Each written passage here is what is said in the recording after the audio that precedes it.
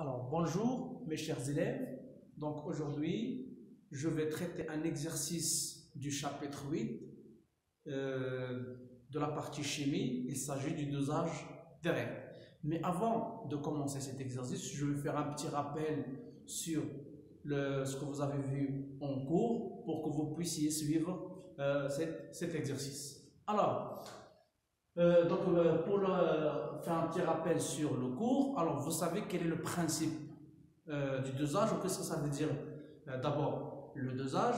Et bien le dosage tout simplement c'est de déterminer la concentration d'une solution inconnue. Alors si nous avons une solution qui contient une molécule ou bien des molécules ou bien un ion, alors on cherche à déterminer sa concentration, et ben on va utiliser ce qu'on appelle le dosage. C'est comme par exemple aujourd'hui dans les labos de tout le monde, dans tous les labos du monde, ils cherchent par exemple à trouver la concentration de la coronavirus qui se trouve dans le sang de la personne infectée par cette virus. Alors, comment on peut faire pour déterminer la concentration d'une solution d'une solution inconnue? Donc on va utiliser un tel dispositif. Donc le matériel expérimental qu'on peut utiliser pour déterminer cette concentration, c'est ce qu'on va introduire une solution titrante, c'est-à-dire la solution dont on connaît la concentration. Donc déjà on connaît la concentration, on va l'introduire dans la burette, qui s'appelle la burette graduée. Alors, on va remplir cette burette jusqu'au trait de jauge. Ensuite, on va mettre dans un bécher ou bien dans un Erlenmeyer la solution à tétrer, c'est-à-dire la solution dont on veut connaître la concentration, dont on cherche la concentration. C'est-à-dire que sa concentration n'est pas connue. Alors, dans ce bécher-là, on va introduire, bien sûr, on va utiliser un barreau qui s'appelle un barreau magnétique. Et l'agitateur magnétique. Alors cet agitateur magnétique, il sert bien sûr quand on ajoute des gouttes de la solution qui s'appelle la solution titrante. Alors le barreau magnétique va être tourné pour mélanger les deux solutions. Bien, en utilisant bien sûr un support pour supporter la burette et bien sûr notre dispositif, l'agitateur magnétique et notre bécher. Mais d'abord, la question qui se pose, c'est que, quelles sont les conditions que doit satisfaire cette solution titrante et la solution attitrée? Et bien, les conditions que doit satisfaire, ce sont, donc c'est une réaction, bien sûr, c'est une réaction chimique. Alors, cette réaction de dosage, elle doit être rapide. Donc, les conditions de cette réaction, c'est qu'elle doit être rapide, totale et sélective. Alors, rapide, c'est-à-dire elle se fait rapidement, c'est-à-dire on ne peut pas suivre son évolution à l'œil nu, donc elle est rapide. Total, alors total, c'est-à-dire que l'un des réactifs doit être consommé, au moins bien sûr. Donc au moins l'un des réactifs doit être consommé totalement. Sélective, alors sélective ou bien univoque, ça veut dire que le réactif titrant doit réagir seulement avec le réactif attitré. Donc le réactif titrant doit réagir seulement avec le réactif attitré. Même s'il y a d'autres espèces chimiques, mais la seule espèce chimique qui va être en réaction, c'est la solution titrante, ou bien le réactif titrant avec le réactif attitré. Bien. Alors, quel est le principe du dosage? Donc pourquoi on fait ça? Pourquoi on fait donc ce dosage? On a dit pour déterminer la concentration. Mais comment on va déterminer cette concentration de cette solution inconnue? Et bien tout simplement, on va chercher ce qu'on appelle l'équivalence. Et qu'est-ce que ça veut dire l'équivalence? L'équivalence, tout simplement, il y a trois catégories, il y a trois types pour trouver cette équivalence. Donc comment on va faire? Alors, premier cas, donc c'est s'il y avait changement de couleur du milieu réactionnel. Donc s'il y avait un changement de couleur du milieu réactionnel, on dit qu'on est atteint l'équivalence.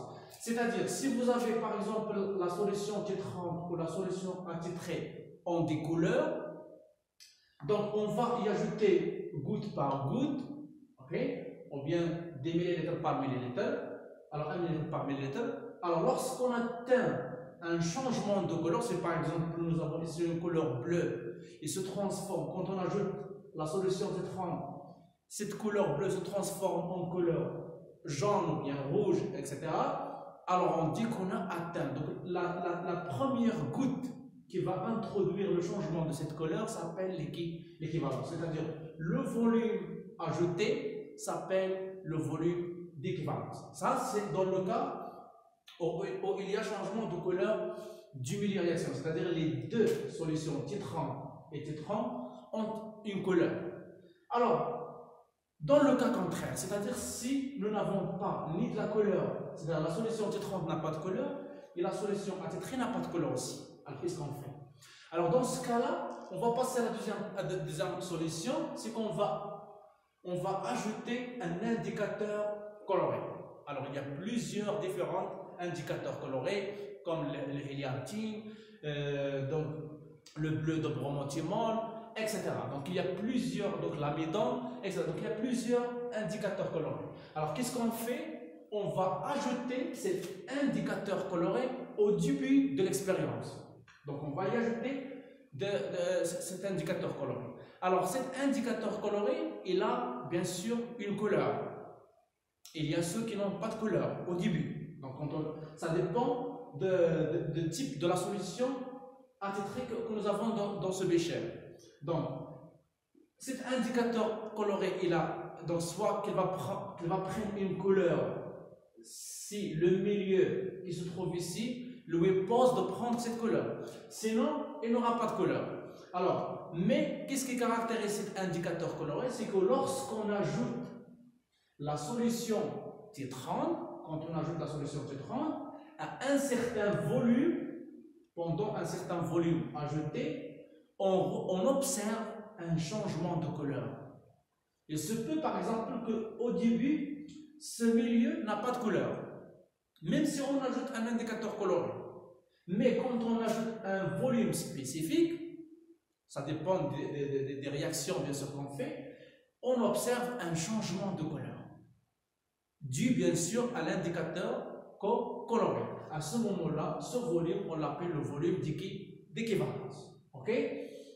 Ça, c'est la deuxième méthode, en utilisant les indicateurs colorés. Ou bien, il y a des fois, par exemple, s'il s'agit d'un milieu acide ou un milieu base, on ajoute un indicateur coloré et ils prennent une couleur au début. Lorsqu'on ajoute la solution T30, un certain volume nous donne ce changement de couleur. Donc, le changement de cette couleur s'appelle l'équivalence. Bien, ça, c'est la deuxième méthode. Troisième méthode qu'on peut utiliser, c'est le traçage de la courbe de l'évolution d'une grandeur physique du milieu réactionnel. Alors, qu'est-ce que ça veut dire une grandeur physique du milieu réactionnel? Je parle ici soit du pH, que vous allez voir l'année prochaine en deuxième année bac, ou bien on va utiliser pour cette année la conductance. On va suivre l'évolution de la conductance de la solution.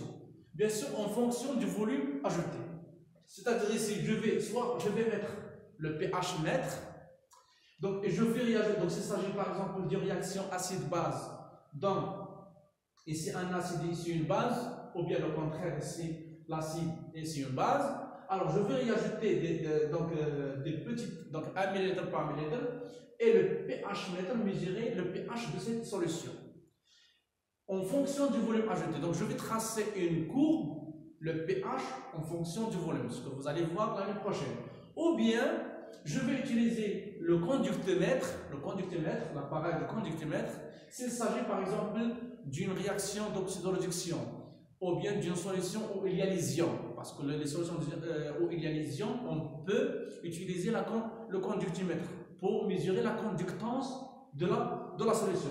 Donc, quand j'ajoute 1 millilitre, je mesure la conductance de la solution et je trace la courbe G en fonction du volume ajouté et je peux déterminer bien sûr le volume d'équivalence, le volume ajouté à l'équivalence. Okay? Donc c'est ça l'objectif principal pour le dosage. Donc déterminer cette équivalence. Pourquoi on veut chercher cette équivalence? Alors, tout simplement parce que à l'équivalence, la quantité de matière ajoutée par la burette est égale à la quantité de matière qui existe dans le bécher de la solution AT3. Donc la quantité de matière de la solution T30 ajoutée à l'équivalence est égale à la solution AT3 qui se trouve dans notre bécher. C'est ça ce qui caractérise l'équivalence. C'est-à-dire, tout simplement, en d'autres termes, à l'équivalence, le réactif attitré et le réactif T30 ajouté se consomment totalement. Ils se consomment totalement. C'est-à-dire, il ne reste ni la solution attitrée, ni la solution T30 ajoutée à l'équivalence. Par conséquent, on peut distinguer, quand on fait le dosage, 3 cas. Donc, on distingue avant l'équivalence, à l'équivalence et après l'équivalence.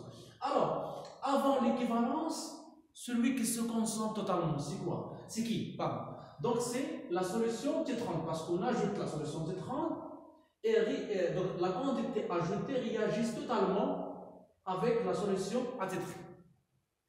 Donc, par conséquent, le réactif limitant, c'est la solution T30. À l'équivalence, les deux sont consommés totalement. Donc, par conséquent, ils sont les réactifs limitants. Après l'équivalence, c'est-à-dire on s'est débarrassé de la solution AT3, on ajoute la solution T30. Donc, le réactif limitant reste la solution AT3 parce que dans notre bécher, elle va rester seulement la solution T30. Donc, c'est tout ce qu'il faut connaître sur le dosage direct. Maintenant, on va passer à traiter notre exercice.